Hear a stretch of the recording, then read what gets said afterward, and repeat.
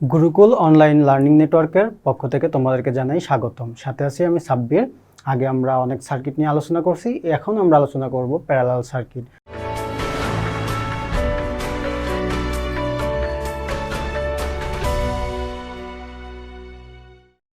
তো এখানে আমি একটা প্যারালাল সার্কিটের সমস্যা এখানে আঁকিয়ে রাখছি। তো চলো দেখি অঙ্কটা কি বলছে। এখানে একটা সার্কিট দেওয়া আছে, এই সার্কিটে তিনটা রেজিস্ট্যান্স প্যারালালে সংযুক্ত করা হয়েছে। এটাকে 10 ওহম, 25 ওহম এবং এটাকে 65 ওহম দেওয়া আছে। এখন আমাকে এই সার্কিটটা দেখে এই সার্কিটের সমতুল্য রেজিস্ট্যান্স বের করতে হবে, এই সার্কিটের মোট কারেন্ট কত সেটা বের করতে হবে, এই প্রত্যেকটা ব্রাঞ্চে কত করে কারেন্ট আছে সেটা বের করতে হবে এবং এই সার্কিটের টোটাল পাওয়ার বের করতে হবে এবং প্রতিটা শাখার পাওয়ার বের করতে হবে। তো আমরা প্যারালাল সার্কিটের সমতুল্য রেজিস্ট্যান্স নির্ণয়ের সূত্র জানি হচ্ছে 1/Re সমান 1/R1 যোগ 1/R2 যোগ 1/R3, এমন করে যতটা থাকবে ততটা এরকম করে যাবে। তো এখানে যেহেতু আমার তিনটা রেজিস্ট্যান্স আছে সেজন্য আমরা তিনটা নিচ্ছি এখানে। তো এখানে যদি আমরা এই সমতুল্য রেজিস্ট্যান্স বের করতে চাই তাহলে এভাবে করতে হবে। তো এখানে তোমরা দেখতে পাচ্ছ আর এর মান আছে হচ্ছে কত, 10, 1/10, 1/25 প্লাস 1/65। তো এটাকে আমাদের ক্যালকুলেশন করতে হবে। তো এটাকে আমরা সহজে ক্যালকুলেটারে করতে পারি। 10 ইনভার্স 1 যোগ 25 ইনভার্স 1 65 ইনভার্স 1, এটাকে ইনভার্স করে যোগ করলে আমার কিন্তু সহজে মানটা চলে আসবে।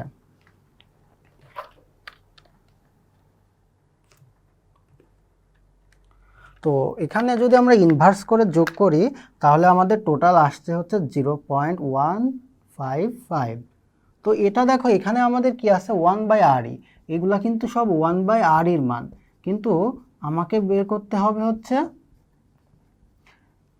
করতে হবে ইকুইভ্যালেন্ট রেজিস্ট্যান্স। তো এখানে এটাকে যদি আমরা ইনভার্স করি তাহলে কিন্তু এটা হয়ে যাবে Re, তাহলে Re সমান হবে এটা ইনভার্স।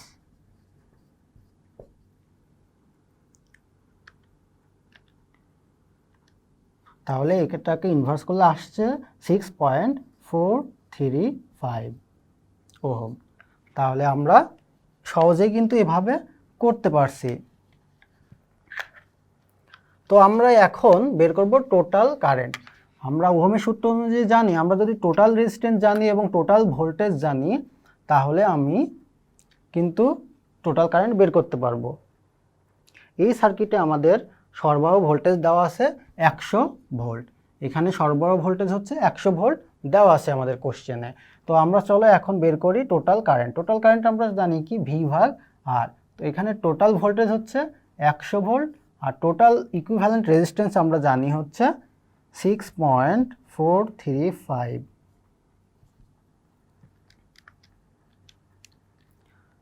তো এটাকে যদি আমরা ক্যালকুলেশন করি তাহলে আসবে হচ্ছে 15.538। তাহলে যেটা যেহেতু কারেন্ট সেহেতু অ্যাম্পিয়ার, তাহলে এই সার্কিটের টোটাল কারেন্ট হচ্ছে 15.538 অ্যাম্পিয়ার। তো তাহলে এটা আমরা পেলাম হচ্ছে মোট কারেন্ট। তাহলে আমরা এটা করতে পারছি, এটা করতে পারছি। এটা আসলে হচ্ছে 6.435। এটা আসছে আমাদের 15.538 অ্যাম্পিয়ার। আচ্ছা, এখন আমাকে বের করতে হবে এখানকার কারেন্ট। দেখো এটা হচ্ছে প্যারালাল সার্কিট, আর প্যারালাল সার্কিটে আমরা জানি ভোল্টেজ সেম থাকে। তাহলে এটার প্যারালাল এটা প্যারালাল এটা, সবগুলো কিন্তু প্যারালাল। তার মানে এখানেও কিন্তু ভোল্টেজ থাকবে 100 ভোল্ট, এখানেও থাকবে 100 ভোল্ট, এখানেও থাকবে 100 ভোল্ট। তাহলে আমরা I1 যখন বের করব তখন কি হবে, V1/R1।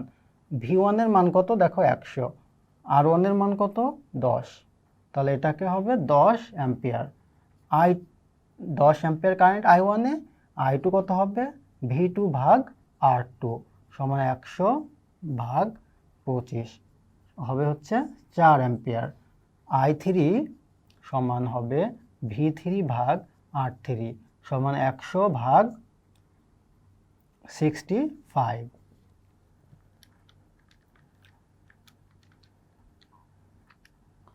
1.538 অ্যাম্পিয়ার। তো দেখো আমরা কিন্তু প্রত্যেকটা ব্রাঞ্চের কারেন্ট কিন্তু পেয়ে গেছি, মোট কারেন্টও পেয়ে গেছি। এখন আমরা এই পাওয়ারের সূত্র কি জানি? P1 সমান আমরা জানি হচ্ছে V1 I1।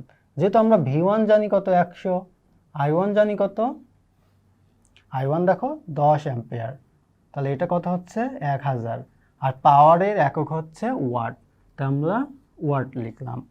এখানে P2 বের করব, তাহলে V2 I2 100 মাল্টিপ্লাই এটা দেখো 4, তাহলে কত হবে 400 ওয়াট। P3 বের করব, V3 I3 100 মাল্টিপ্লাই 1.538 সমান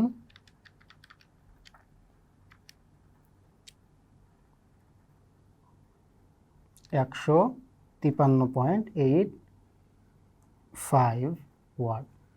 তো দেখো আবার আমরা যদি টোটাল পাওয়ার বের করতে চাই এই সার্কিটের, তাহলে টোটাল ভোল্টেজ আর টোটাল কারেন্ট। টোটাল ভোল্টেজ কত? টোটাল ভোল্টেজ আমরা জানি হচ্ছে 100 ভোল্ট, আর কারেন্ট কত টোটাল? টোটাল কারেন্ট হচ্ছে আমরা এখানে দেখতে পাচ্ছি 15.538।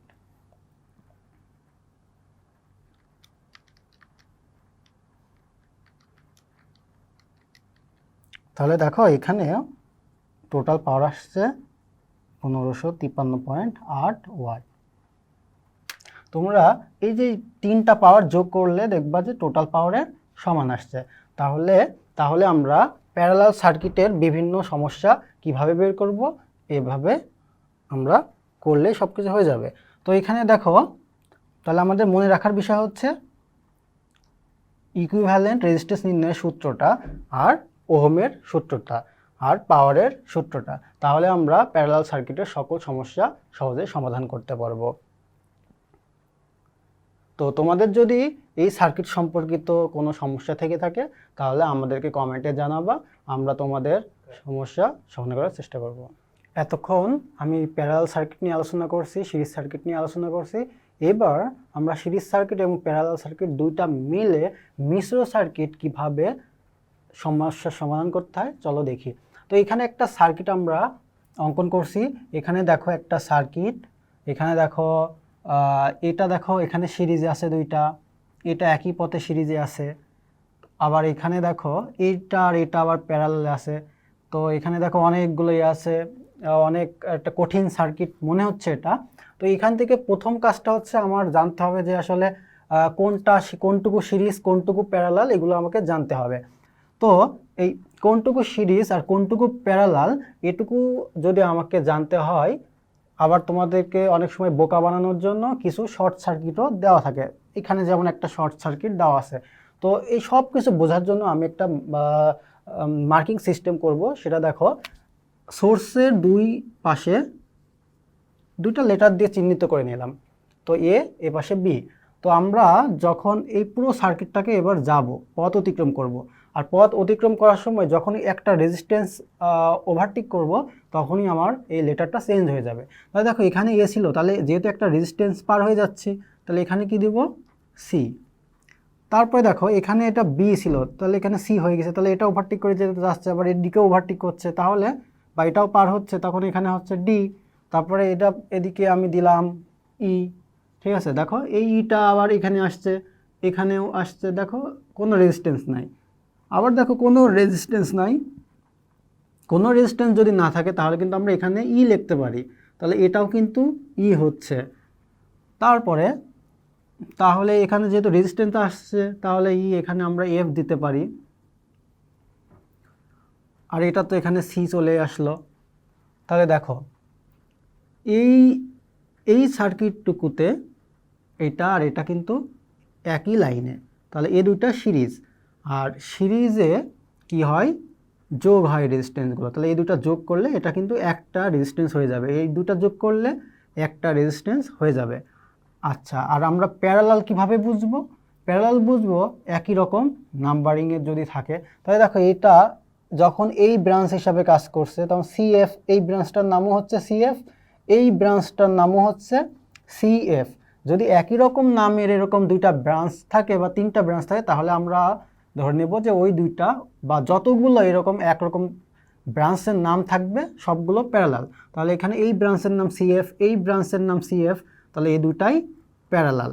তারপর আবার দেখো, আবার কখনো যদি কোনো সার্কিটের মধ্যে যদি নাম্বারিং করতে যাই আমরা দেখি যে একই নাম্বারের ভিতরে রেজিস্ট্যান্স আছে তখন সেটা মানে শর্ট। তাহলে দেখো এই ব্রাঞ্চটার নাম দেখো, এখানে পড়ছে, এখানে পড়ছে, তাহলে মানে হচ্ছে এটা শর্ট আছে। দেখো এদিকে শর্ট আছে, এই যে এইদিকে শর্ট আছে। কারেন্ট যখন কোনো শর্ট সার্কিট পাবে তখন কিন্তু কোনো রেজিস্ট্যান্সের ভিতর দিয়ে কারেন্ট প্রবাহিত হবে না, তখন কারেন্ট যত শর্ট পাবে শর্টের মধ্যে দিয়ে চলে যাবে। তাহলে এই রেজিস্ট্যান্সগুলো কিন্তু কোনো কাজে আসছে না। তো আমরা এটা শর্ট কীভাবে বুঝলাম, দেখো এই যে এদিকেও এদিকেও একই রকম কোনো তার মানে এটা এখানে শর্ট হিসাবে কাজ করছে। এই 9 ওহম আর এই 7 ওহম কিন্তু কোনো কাজে আসছে না। তো এটা জাস্ট আমাদেরকে বোকা বানানোর জন্য দেওয়া হয়েছিল। তো এখানে আমরা যদি আবারও এখানে আরও যদি রেজিস্ট্যান্স যদি যুক্ত করে যদি এরকম শর্ট করা থাকে তখনও কিন্তু কারেন্ট এদিক দিয়ে যাবে না, তখনও কারেন্ট সরাসরি এদিক দিয়েই যাবে। এটাও সেই একটা শর্ট। এরকম অনেক শর্ট দেওয়া থাকতে পারে, তো আমাদেরকে এটা দেখে ভয় পেলে হবে না।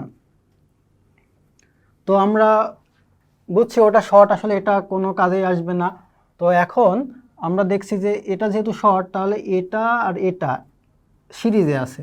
এই 25 ওহম আর এই 12 ওহম দেখো একই লাইনে আছে, আবার এই দুইটা একই লাইনে আছে। তাহলে এটাকে যদি আমি একটু ছোট করি তাহলে কেমন হবে, এই যে এই 5 ওহম, এই 5 ওহমই থাকলো, এখানে 10 ওহম, আর এই দুইটা দেখো এখানে তো সি ছিল, সি থেকে এই দুইটা মিলে দুইটা হচ্ছে কত 20 আর 15, যেহেতু সিরিজ সার্কিটে সমতুল্য রেজিস্ট্যান্স যোগ হয় তাহলে 20 আর 15 35 ওহম।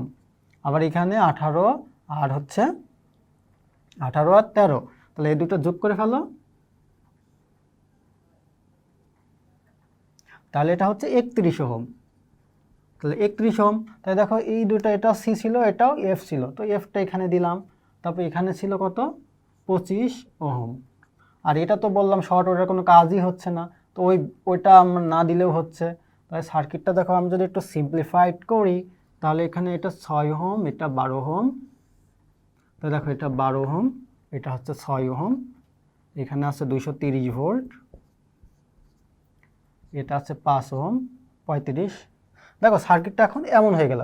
এখন দেখো এটাও সিএফ আবার এটা হচ্ছে কি সিএফ, তো দেখো এই দুইটা তাহলে প্যারালাল। তাহলে এই দুইটাকে যদি আবার আমরা প্যারালাল করি তাহলে এই দুইটাকে প্যারালাল করলে কি হয়, 35 প্যারালাল 31, 35 প্যারালাল 31 যদি করি তাহলে আমার এটা হচ্ছে প্যারালাল চিহ্ন থাকলে কি হয় 35 ইনভার্স যোগ 31 ইনভার্স আর হচ্ছে কি হয় টোটাল ইনভার্স। অথবা আমরা যদি এরকম ভাবে ইনভার্স দিয়েও করতে পারি, অথবা আমরা এইভাবেও করতে পারি 35 মাল্টিপ্লাই 31, 35 যোগ 31। তো তোমরা এইভাবেও দুইটা প্যারালালকে সমতুল্য বের করতে পারবা, এইভাবেও বের করতে পারবা। তো আমরা এভাবে ক্যালকুলেটরে করতে সুবিধা হবে, তো আমরা এইভাবে করব 35 ইনভার্স যোগ 31 ইনভার্স, তাই টোটাল আসবে হচ্ছে 16.44 ওহম। তাহলে এই দুইটাকে যদি আমরা প্যারালাল করি তাহলে আসে হচ্ছে 16.44।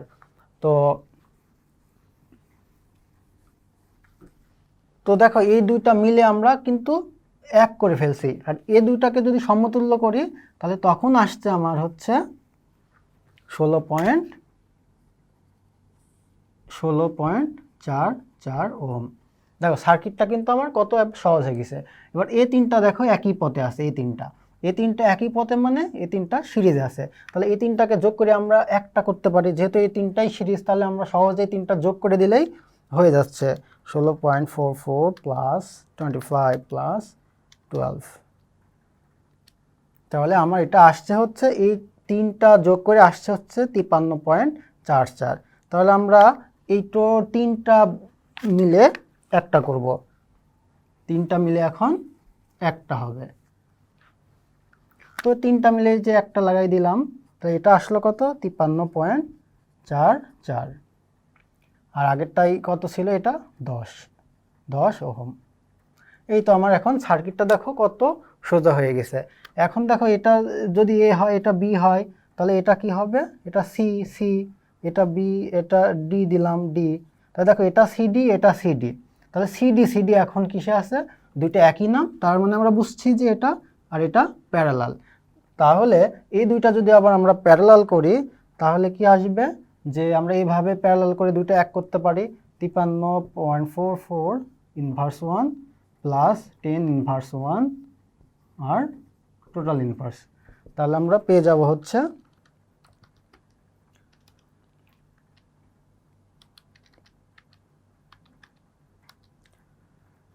দেখো এটা করলে আসে হচ্ছে 8.42।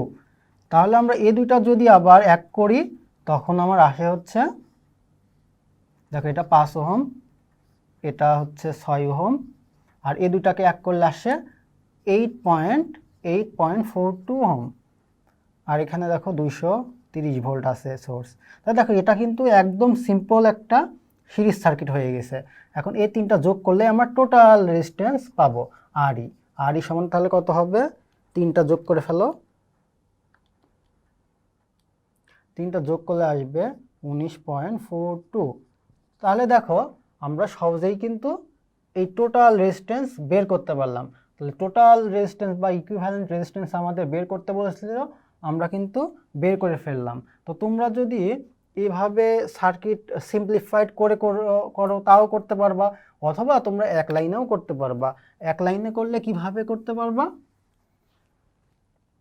এক লাইনে এভাবে আর ই সমান, তো এটার তো আমার কোনো কাজ হচ্ছে না, এটার যেহেতু কাজ হচ্ছে না, তাহলে এটা আমি রাখলাম, তাহলে 12 আর 15 এটা কি সিরিজে আছে, তারপরে এটা আছে হচ্ছে সিরিজে, তাহলে এই দুইটাকে আগে করি, এটা 20 যোগ 15, এই দুইটা হচ্ছে সিরিজ, তাহলে একটা হয়ে গেল। আবার এটার সাথে প্যারালাল আছে এই ব্রাঞ্চটা, প্যারালাল 18 যোগ 13, তাহলে এই দুইটা মিলে এক হয়ে গেল। যখন এই দুইটা এক হয়ে যাবে, এই দুইটা এখন এক হয়ে গেল, তখন এইটা একটা, এটা আর এটা, তখন যোগ করে দাও, 25 যোগ 12, তাহলে 25 যোগ 12 হয়ে গেলে তখন এইগুলা সব একটা হয়ে গেল। এই টোটাল এইগুলো আবার এটার সাথে প্যারালাল আছে, তাহলে এর সাথে প্যারালাল কত 10, এর সাথে প্যারালাল 10 হওয়ার পরে তখন এইগুলো সব মিলে একটা হয়ে গেল, তখন এইগুলা সবার সাথে এই দুইটা আছে হচ্ছে সিরিজে, তাহলে সিরিজে হলে কত হবে, যোগ 6 যোগ 5। তাই দেখো এই যে এক লাইনে কিন্তু আমরা টোটালটা লিখে ফেললাম। এখন যদি আমরা এটাকে ক্যালকুলেটরে যদি হিসাব করি, তাহলে কিন্তু আমার আলটিমেটলি আসবে হচ্ছে 19.42 ওহম। তাহলে আমরা আর ই পেয়ে গেলাম। এখন আমাকে বের করতে বলছে এই 10 ওহমের মধ্য দিয়ে কত কারেন্ট প্রবাহিত হচ্ছে, এই 10 ওহমের মধ্য দিয়ে কত কারেন্ট প্রবাহিত হচ্ছে, এখন আমাকে এটা বের করতে হবে। তো আমরা টোটাল কারেন্ট বের করব, তাহলে প্রথমে টোটাল কারেন্ট হচ্ছে ভি ভাগ আর, তাহলে ভি কত 230 ভোল্ট, আর দেখো এখানে আছে 19.42,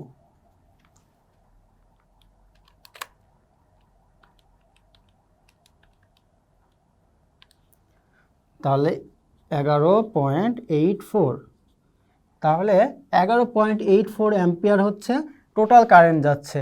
তাহলে টোটাল কারেন্ট যদি এদিকে যায়, তাহলে এখানে কারেন্ট কি হচ্ছে দেখো তো, এখানে কারেন্ট ভাগ হচ্ছে, কারেন্ট একটা এইদিকে যাচ্ছে আর একটা এদিকে যাচ্ছে, তাহলে মোট কারেন্ট এখানে তো মোট কারেন্টটাই আছে 11.84, একটা এদিকে ভাগ হয়ে যাবে, একটা এদিকে আসবে। তো আমরা এই I10 এর ভিতর দিয়ে কত কারেন্ট পাইতে, এটা মনে করলাম আমরা I1, তো I1 কত হবে, আমরা কারেন্ট ডিভাইডার রুল ব্যবহার করতে পারি। কারেন্ট ডিভাইডার রুলের সূত্র হচ্ছে মোট কারেন্ট ইনটু বিপরীত রোধ, বিপরীত রোধ, আর রোধের বিপরীত রোধ আর হচ্ছে ওই শাখার রোধের যোগফল।